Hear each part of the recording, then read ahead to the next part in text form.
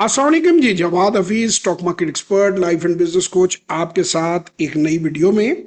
Sir आज मेरे साथ हैं जनाब तैयब भट्ट साहब। भट्ट साहब हमारे साथ हैं जापान से।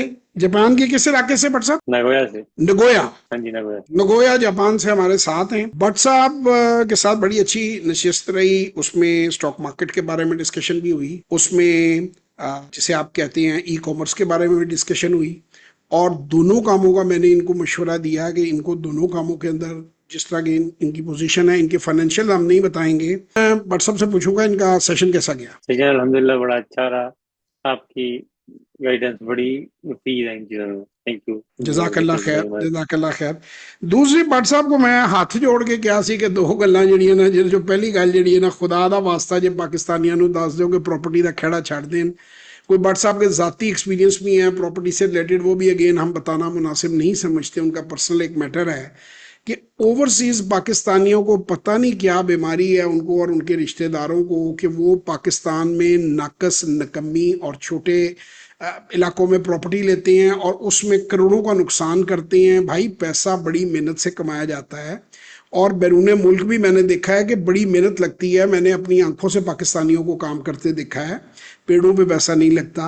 तो आप लोग क्या व्हाट्सएप क्या झांसा क्या देते हैं जिससे आप लोग करोड़ों रुपया जो है वो प्रॉपर्टी के हाथ में हार जाते हैं? बस यार, हम लोग परदेशों में बैठे हुए हैं ना, तो यही होता है कि यार पाकिस्तान में जाके किसी तरीके से सेटल हो जाए ना। तो इसलिए कोई भी बताता है, कोई भाई हो गया, कोई रिश्तेदार हो गया, कोई मामू चाचा जो भी हो गया, इधर आ जाओ, ये यहाँ पे इन्वेस्ट कर लो तो आपके पौं बारह हो जाएंगे, पैसे आपके बहुत ज्यादा हो जाएंगे। वो हम कर लेते हैं, तो बाद में अभी ज्या, लास्ट टाइम ज्या, लास्ट टाइम मैंने जब जाकर देखा जी। तो जाया है सारा। नहीं नहीं, वो तो बिकते भी नहीं। आप ना वो बिकने हैं ना वो डेवलप होने हैं। देखें कंक्रीट के जंगल हैं, लाहौर शहर जैसी जगह पे मेरे जानने वालों ने लिए हुए हैं 2-2 3-3 करोड़ के, 1.5 करोड़ के, 1.25 करोड़ के वो अपार्टमेंट्स। वो अपार्टमेंट्स कभी मुकम्मल ही नहीं होने, क्योंकि वो बिल्ड जिसकी जमीन है उसको बिल्डर ने झांसा दे के लोगों से पैसा पकड़ के वो ग्रे स्ट्रक्चर बना के खड़ा कर दिया है। अब वो बिल्डर खुद जो है वो दुबई में आराम से बैठा हुआ है। अब वो जो चला गया। अपार्टमेंट करोड़ रुपए में मुकम्मल होना था वो अब 3 करोड़ में मुकम्मल होता है। तो वो 2 करोड़ कहाँ से लगाए? लोगों से पैसे मांगता है तो वो आगे जूते मारते हैं उसको। तो वो बिल्डिंगें भी अड़ी हुई हैं। ये जो मैं जंगल टाउन और मंगल टाउन, मैंने इनका नाम रख दिया जंगल मंगल टाउन। ये जंगल टाउन और मंगल टाउन जो है ये भी वैसे उजाड़ पड़े हैं कि 500 कनाल जगह ली, 50,000 कनाल की फाइलें बेच दी। और बाकी जो डेवलप भी हैं, देखिए चंद इधर सिर्फ स्कीमें हैं जिनमें वाकई घर बन रहे हैं और वो भी बहुत मुश्किल है आजकल सेल करनी प्रॉपर्टी। सेल परचेज भी बैठी हुई है। अब आप आ जाए, मैंने कई बार कैलकुलेशन दे चुका हूं लोगों को। ये बहरिया टाउन में नए घर बने हुए हैं, मेरे अपना बड़े करीबी दोस्त है वो रहते हैं वहाँ।